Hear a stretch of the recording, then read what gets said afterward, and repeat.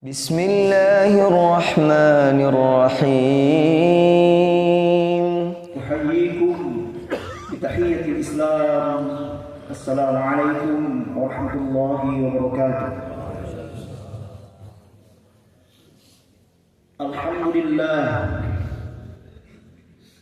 الحمد لله الذي أرسل رسوله بالهدى ودين الحق ليظهره على الدين كله وكفى بالله شهيدا. أشهد أن لا إله إلا الله وحده لا شريك له وأشهد أن محمدا عبده ورسوله الذي لا نبي بعده. فقال الله تعالى في القرآن الكريم: يا أيها الذين آمنوا اتقوا الله حق تقاته ولا تموتن إلا وأنتم مسلمون. الله أكبر الله أكبر الله أكبر ولله الحمد. Bersyukur pada Allah Subhanahu wa Ta'ala atas nikmat yang telah Engkau berikan, yang Allah berikan kepada kita semua. Kita ada dalam keislaman kita, keimanan kita, dan berikhtiar untuk menaikkan level, derajat keagamaan kita, keislaman kita pada level yang paling tinggi, yaitu ihsan. Allahu Akbar, Allahu Akbar, walillahil hamd.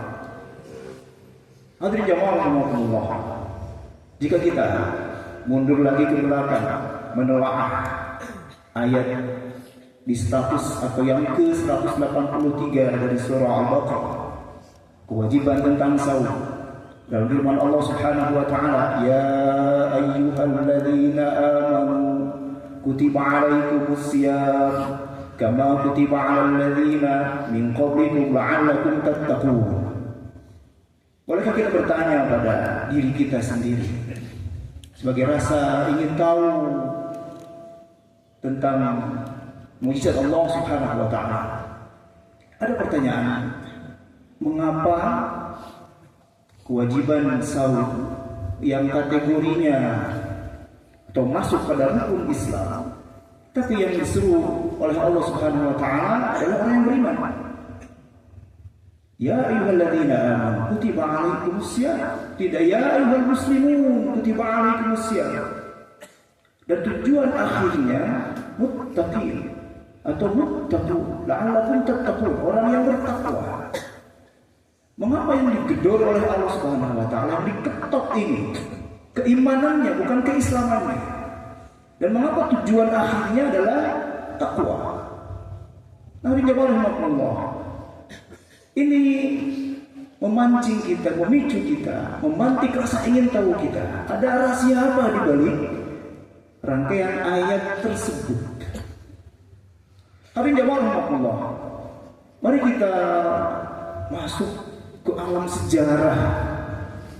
Ketika Rasulullah SAW sedang duduk-duduk di Raudhah, sebagian menyebutkan duduk-duduknya di Raudhah, tidak disebut lain di Masjid Nabawi. Raudhah ini tempat yang menenangkan. Sallallahu alaihi wasallam, baina minbari wa baiti Raudhah min raudhatil jannah.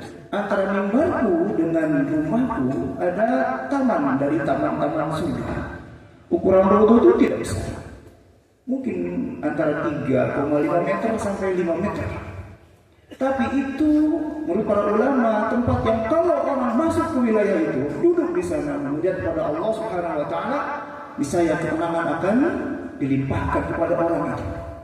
Sulit dijelaskan dengan kata-kata.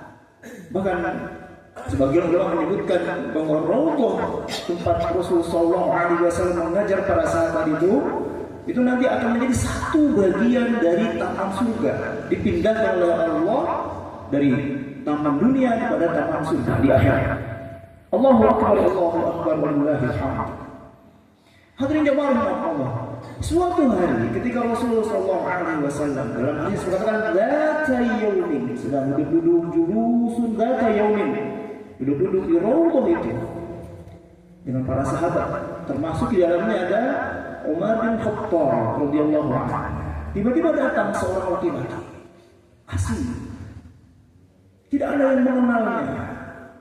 Bajunya putih sekali, rambutnya hitam sekali. Dalam arti dikatakan syadidu bayad thiyab, bajunya putih sekali. Syadidu sawad sya'ri, rambutnya hitam sekali. Tidak ada jejak dia bekas pulang dari perjalanan. Dan tadi dikatakan bahwa tidak ada yang mengenal orang itu. Tiba-tiba orang itu datang menemui Rasulullah SAW dengan perilaku yang aneh. Mengapa aneh? Dia duduk di hadapan Rasulullah SAW, kemudian menempelkan lututnya di lutut Nabi SAW, dan lebih dianggap tidak sopan lagi dalam budaya saat itu, etika pada saat itu di kalangan Arab. Dia meletakkan telapak tangannya di paha Rasul SAW. Lalu dia mengatakan, "Ya Muhammad," memanggil Nabi dengan sebutan namanya Muhammad. Ini kebiasaan orang Badui. Kalau memanggil pemimpin mereka, ruasa mereka, kepala suku mereka, itu dengan namanya. Ini pun sama dilakukan oleh orang ini. Memanggil Rasulullah SAW yang para sahabat itu memuliakannya, bahkan ketika menyebut namanya pun dengan sebutan yang dibarengi dengan Rasulullah. Ya Rasulullah, tidak berani menyebut namanya. Ya Nabi Allah, dengan merendahkan suara. Itu menunjukkan saking menghargai, menghormati, memuliakan Rasulullah SAW. Ini beda. Ini kebiasaan orang Badui. Ya Muhammad, akhbirni anil Islam. Beritahu kepadaku tentang Islam. Nabi SAW tentu merespon. Al-Islam an tashhadu an la ilaha illallah wa anna Muhammadar Rasulullah wa tuqimas shalah wa tu'tiyaz zakah wa tasum Ramadan wa tahujjal baita in istata'ta ilaihi sabila. Islam itu engkau mengucapkan 2 kalimat syahadat, engkau mendirikan salat, mengeluarkan zakat, berpuasa di bulan Ramadan, dan engkau berhaji jika engkau mampu di jalan. Apa jawab orang ini ketika mendengar jawaban Rasulullah SAW? Shadaqta, engkau benar. Kaget para sahabat. Harusnya orang yang bertanya itu ketika diberi jawaban, dia akan menunjukkan gestur kepuasan atau ketidakpuasan atas jawaban yang diberikan oleh yang ditanya. Ini malah memvalidasi, membenarkan, seolah-olah ingin menguji yang ditanya. Lalu orang ini melanjutkan lagi pertanyaannya. Akhbirni 'anil iman. Sekarang beritahu kepadaku tentang iman. Lalu Nabi SAW menjawab, al-imanu an tu'mina billah wa malaikatihi wa kutubihi wa rusulihi wa yawmil akhir wa tu'mina bil qadari khairihi wa syarrihi.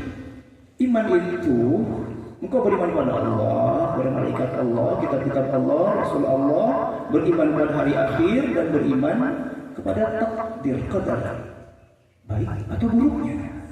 Dia menjawab, "Shadaqta, engkau benar." Semakin aneh para sahabat mendengar tingkah orang ini. Lalu dia kembali bertanya, akhbirni 'anil ihsan. Sekarang beritahu kepadaku tentang ihsan. Lalu Nabi SAW menjawab, al-ihsan an ta'budallaha ka'annaka tarahu fa in lam takun tarahu fa innahu yarak. Engkau beribadah kepada Allah walaupun engkau tidak bisa melihat Allah, tapi engkau yakin Allah melihat engkau. Shadaqta. Orang ini membenarkan lagi, memvalidasi lagi. Lalu orang ini bertanya tentang sa'ah. Maka sa'ah, tentang akan terjadinya, waktu terjadinya kiamat. Maka Rasulullah SAW menjawab, mal mas'ulu anha bi'a'lama min as-sa'il. Yang ditanya tentang itu tidak lebih tahu dari yang bertanya. Lalu orang ini meminta tanda-tandanya. Rasulullah SAW menjawab, antalidal amatu rabbataha.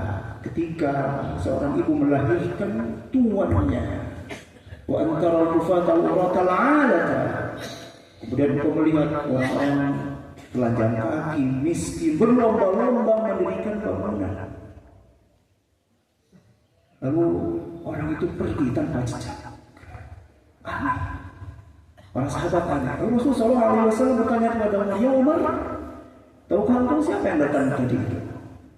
Umar tentu menjawab, Allah dan Rasulnya lebih tahu. Tadi itu jawab Rasulullah SAW, Jibril yang mengajarkan kepada kalian tentang agama kalian. Para ulama menafsirkan dari hadis ini bahwa beragama itu, berislam itu ada 3 tingkatan. Yang pertama, Islam Muslim. Yang kedua, iman mukmin. Yang ketiga, ihsan muhsin orangnya. Al-Khamis hafizahullah menjelaskan bahwa jika digambarkan sebagai dairah, maka Islam itu ada di daur atau area yang paling luar, umum. Kemudian di dalamnya ada mukmin, dan yang paling inti kata beliau itu adalah di ihsan. Hadirin jamaah rahimakumullah, menjadi muslim saja itu selamat. Zahirnya dia mengucapkan syahadat asyhadu an la ilaha illallah, asyhadu anna muhammadar rasulullah, muslim dia. Zahirnya orang melaksanakan sholat, muslim dia. Jangan kemudian kita katakan sesolatan, kita mah gitu dan lain sebagainya. Dalam peperangan ketika musuh orang kafir terdesak mau dibunuh oleh mujahidin, kemudian dia mengatakan asyhadu an la ilaha illallah, asyhadu anna muhammadar rasulullah, tidak boleh dibunuh. Dia sudah muslim. Zahir yang kita lakukan, orang saum, zahirnya saum, dia muslim. Dia punya hak yang harus diberikan sebagai seorang muslim. Tapi menjadi muslim saja pasti selamat, hanya belum aman. Apa yang belum aman?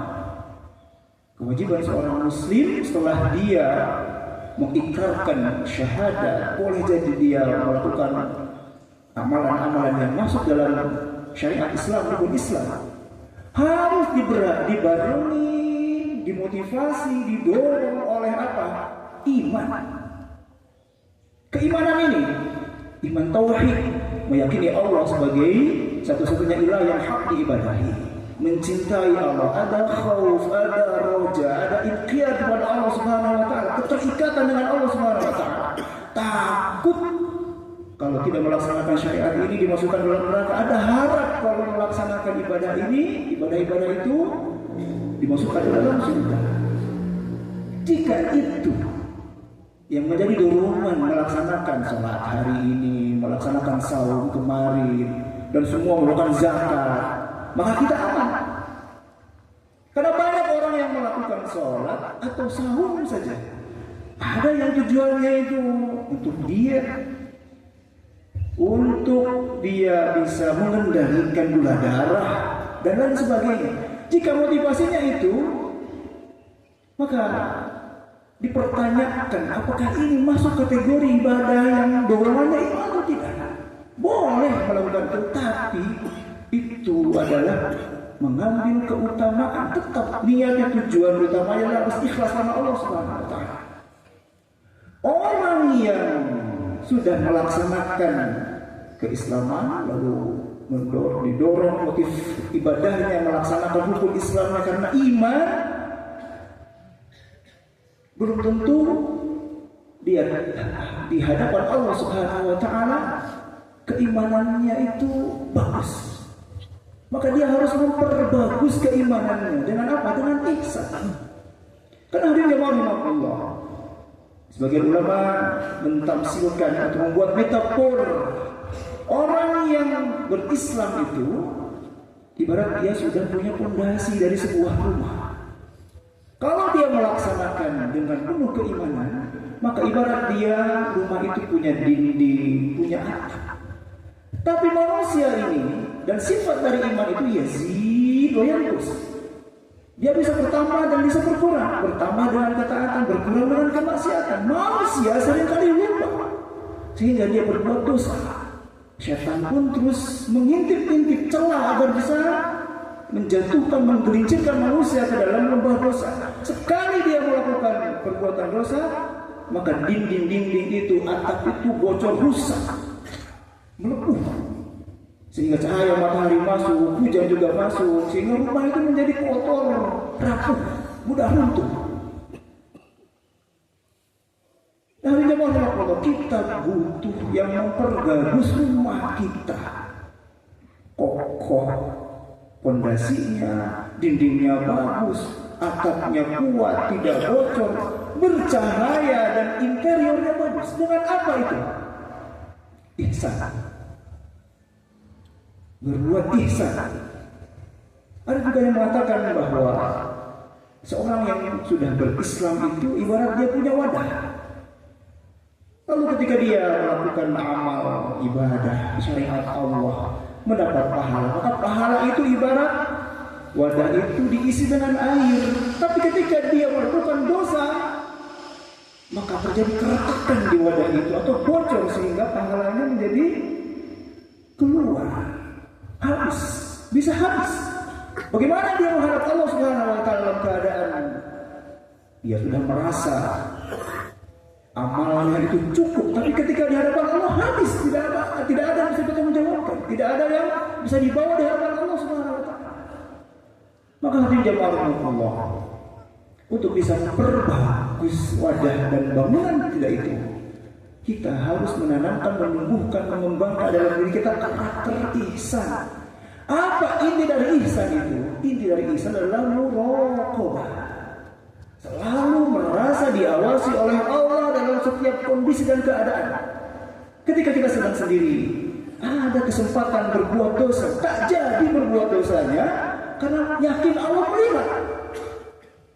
Ketika ada kesempatan berbuat kebaikan, segera dilakukan karena yakin Allah melihat. Jika orang berkarakter seperti ini, maka bangunan keislamannya dan wadah keislamannya akan senantiasa bagus dan terjaga. Sehingga ketika dia dihisab masuk pada area penghisaban, waktu penghisaban, betul-betul amalnya aman, Islamnya kokoh dan bagus di hadapan Allah Subhanahu wa taala. Hadirin jamaah rahimakumullah, Allahu akbar walillahil hamd. Dari penjelasan hadis tadi kita bisa paham mengapa yang digedor oleh Allah itu keimanan untuk melaksanakan saum yang masuk kategori rukun Islam. Karena banyak orang yang melaksanakan ibadah saum itu tidak didorong oleh keimanan. Dan akhirnya tujuan untuk mencapai takwa itu tidak tercapai. Dan takwa itu hadirin jamaah Allah, dia ada pada kategori ihsan. Orang yang bertakwa akan senantiasa menjaga diri untuk terus melaksanakan segala kewajiban. Dan dia akan menjaga diri untuk meninggalkan, menjauhi segala larangan Allah Subhanahu wa taala. Karena yakin Allah melihat diri. Hadirin jamaah Allah, setelah Ramadan ini posisi kita ada di mana? Masih di kategori muslimkah? Atau sudah naik di kategori mukminkah? Atau sudah naik di kategori muhsinkah? Untuk mengukur hasil tidak usah kita jadi fokus kita, tapi kita dalam setiap tentang mulai hari ini ke depan, selama Allah Subhanahu wa taala berikan kesempatan, berikhtiarlah kita untuk terus menaikkan level keislaman kita. Jangan cukup hanya bangga dengan dalam KTP agama Islam saja. Ikhtiar kita untuk menjadi mukmin, ikhtiar kita untuk menaikkan level menjadi muhsin. Kalau muhsin didapatkan, mukmin dan muslim tentu didapatkan. Tapi seorang mukmin belum tentu dia mendapatkan kemuhsinan. Seorang muslim apalagi belum tentu dia mukmin mendapatkan derajat kemukminan atau naik level, apalagi ke muhsin.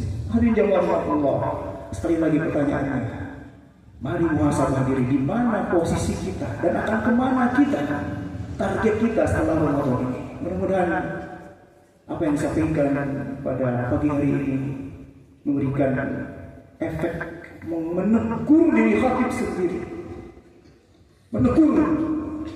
Karena apa yang dikatakan ini hakikat yang menasihati diri sendiri.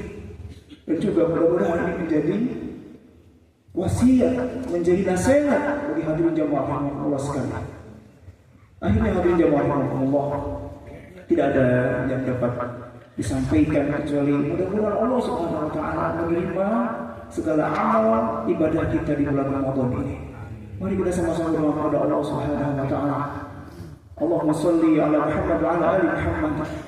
Allahumma la tada' lana dhanban illa ghafarta wa la hamman illa farajta wa la daynan illa qadayta wa la maridan illa shafaita wa la maytan illa rahimta wa la musafiran illa radadta wa la taliban illa hafidta wa la sihran illa fadahta wa la sahiran illa abtalta wa la hajatan min hawaiji dunya wal akhirah illa qadaytaha ya arhamar rahimin.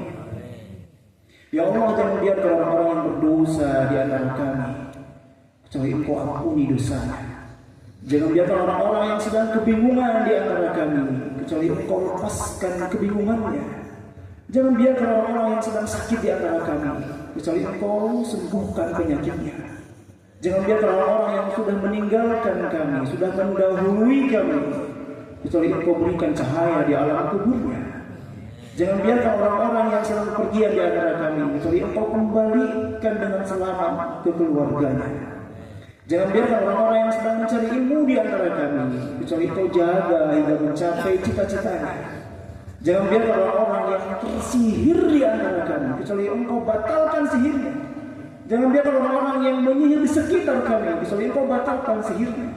Jangan biarkan orang-orang yang punya hajat, punya cita-cita, punya keinginan, punya rencana, punya plan kecuali Engkau kabulkan apa yang direncanakannya. Allahumma rabbana la tuzigh qulubana ba'da idh hadaytana wa hab lana min ladunka rahmah innaka antal wahhab. Allahumma ighfir lana wa liwalidayna warhamhuma kama rabbayana shighara. Allahumma a'tiq riqabana wa riqaba abaina wa ummahatina wa auladina wa azwajina wa auladina wa dhurriyyatina minan nar. Allahumma taqabbal minna du'ana. Allahumma taqabbal minna siyamana wa qiyamana. Allahumma taqabbal minna sujudana wa ruku'ana. Allahumma taqabbal minna min sa'iri a'malina. Allahumma rabbana atina fid dunya hasanah wa fil akhirati hasanah wa qina 'adzaban nar. Wa ahlu da'wana alhamdulillahi rabbil alamin. Wassalamualaikum warahmatullahi wabarakatuh.